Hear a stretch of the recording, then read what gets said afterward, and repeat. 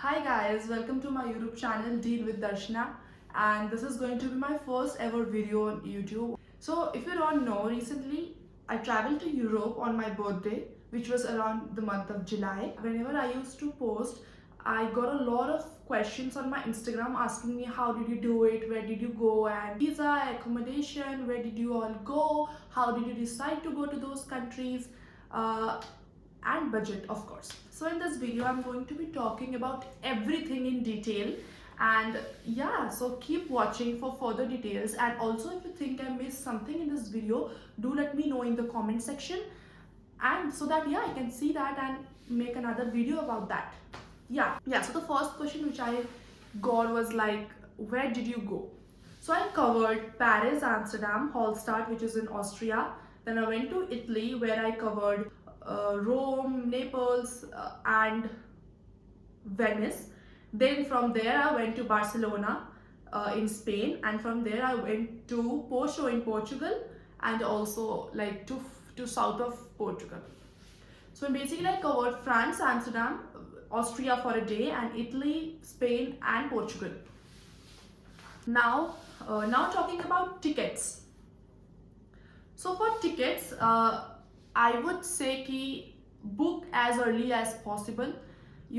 Like if you're going to book the tickets like today for like 15 days after, of course it's going to be expensive. So I would say ki, book as early as you can. What I did was I went to Skyscanner and I checked the dates for which I want to travel, and kept checking the rates for these dates, and whichever was lower I just booked the tickets for those dates. Yeah, and it was refundable, of course. I had not received my visa till then, so you know I was making sure none of my money was getting wasted if I couldn't make it. Yeah, so definitely keep on checking the offers on different websites. Keep checking for offers on different credit cards, and of course, if you have any useful points in your credit cards, do use that because it can be really helpful. Another point is the seasonality of the place. So when I went to Europe, when I booked my ticket, it was like a on season thing because it was summer in Europe and also holidays were on in Europe. So when I booked my ticket, the prices were slightly on the higher side of the range.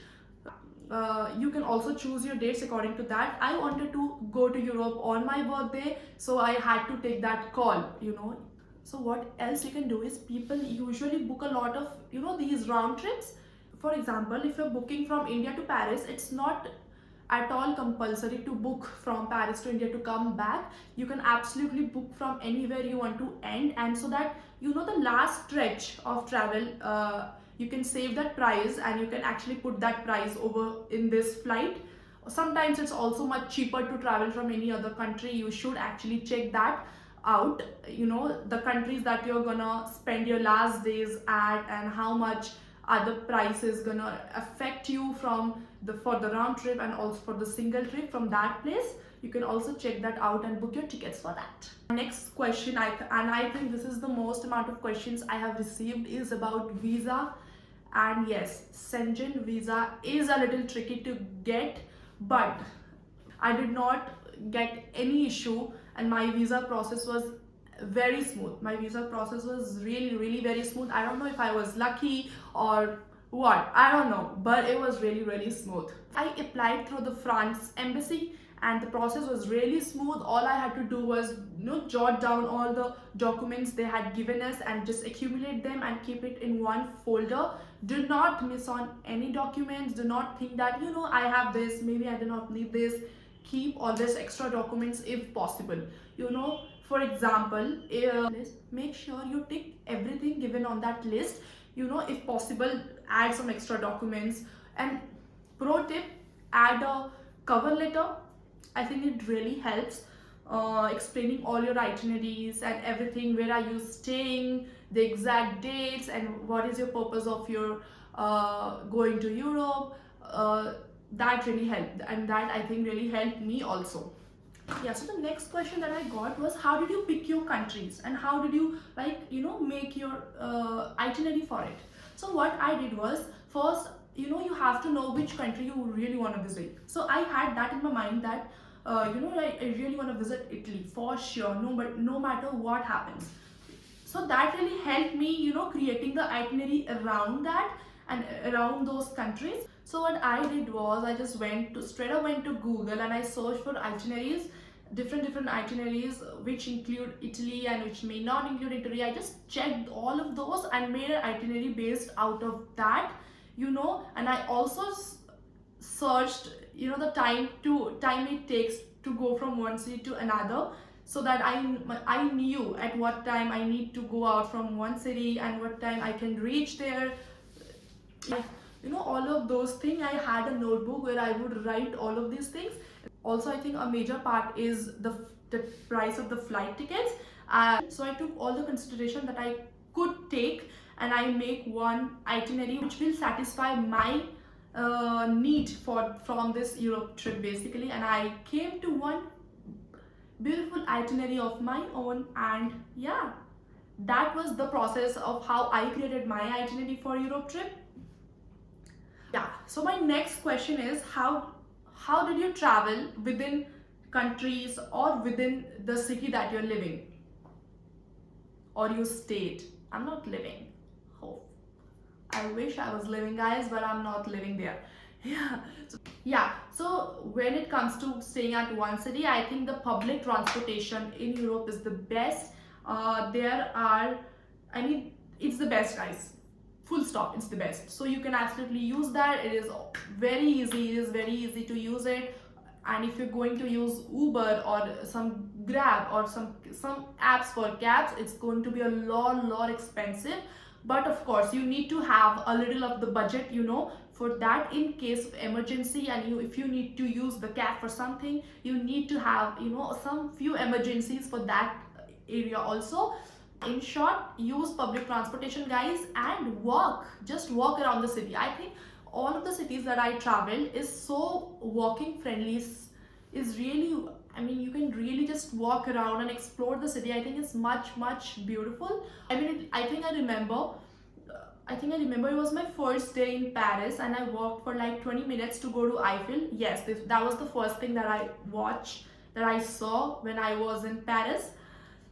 And it was a beautiful 30 minutes walk from my hostel. And the things that you see in between, it's just so surreal. You just get to see the city life, you just get to see these cute cafes that you can plan your dinner or lunches at. You can just stop by any cute little street place and have a croissant. It was beautiful, guys. It was beautiful, and I absolutely loved it. So walking and public transportation is a must when you're staying in a city. And when it comes to traveling from one country to another, Europe has an amazing rail system. It has amazing rail system, and I had the Eurail pass for me, which I think I booked early on from India, because as I said, I was in Europe for like the on season, and most amount of tourists visit Europe in those times. So I made sure that I had the Eurail pass and the tickets booked, so that I don't face any issues. And I think it was the most cheapest way to travel around the Europe.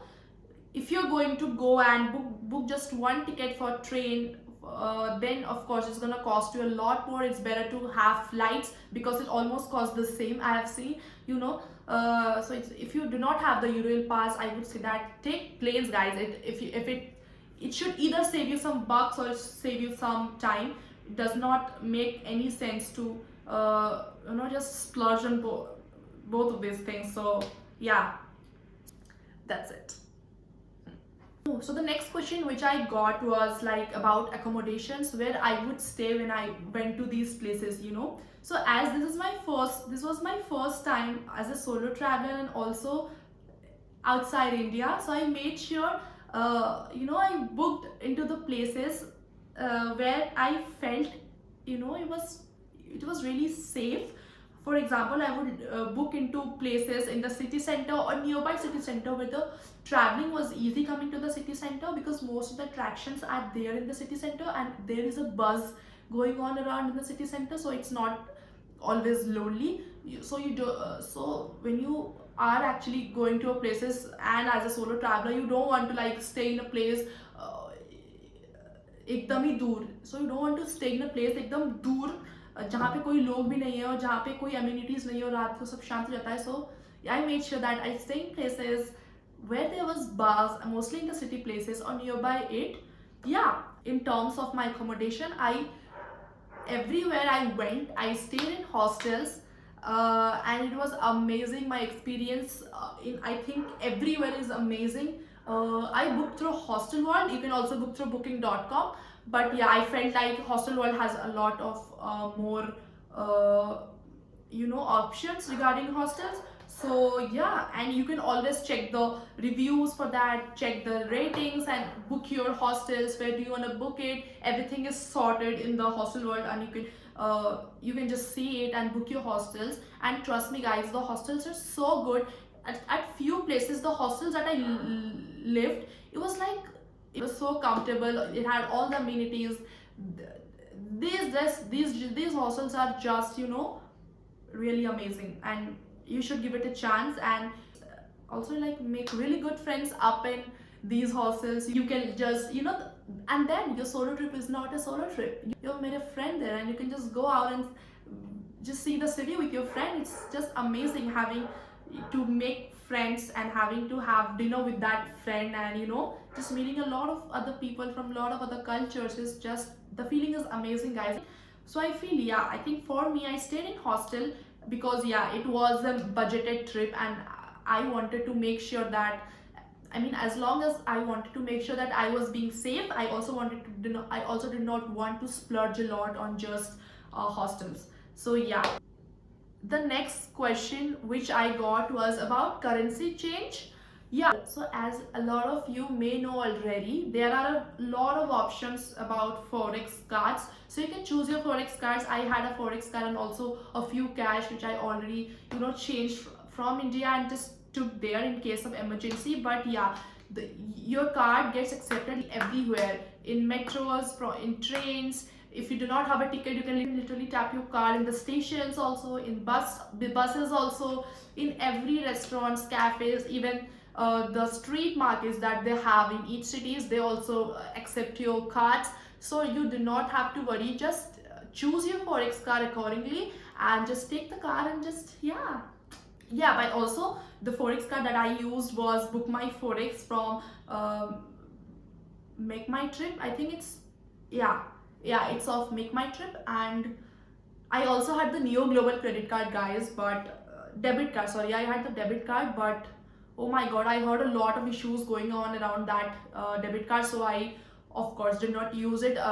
But yeah, there are also like these banks that they do forex card. You can always choose your cards, just load your money into that and just spend it guys. It's really simple. Now next, coming to excursion. So for each cities, what I did was I watched like a lot of contents and videos up on YouTube, and I just made a note of everything that I wanted to visit, and yeah, just book the tickets in advance. A pro tip from my side would be to book your tickets in advance for all of these excursions, because the queues can be really big, and you do not want to spend that much amount of time stuck in a queue and not just seeing the city. So I would really advise you to go and just book your tickets. So the place that I used to book all of these places was Head Out. It's a beautiful app. You have all of these excursions. You can also book for tours from there.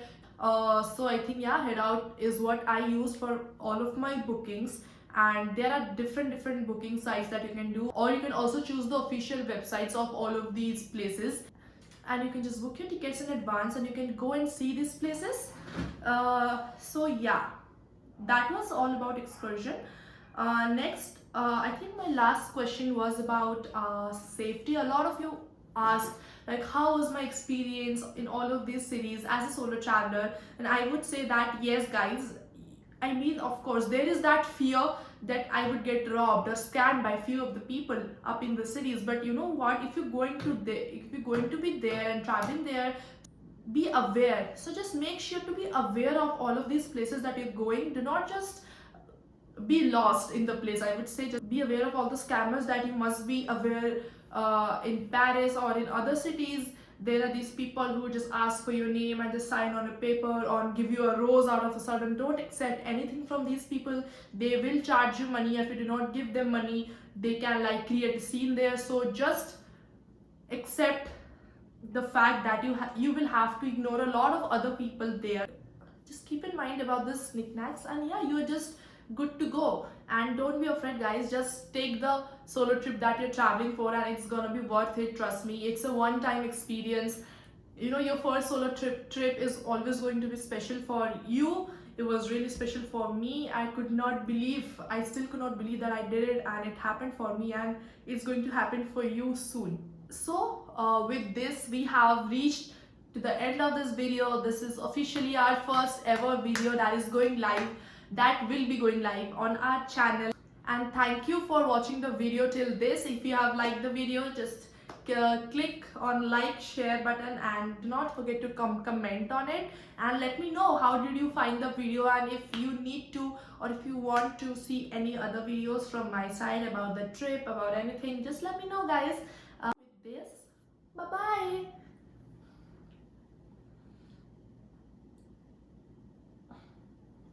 and bye.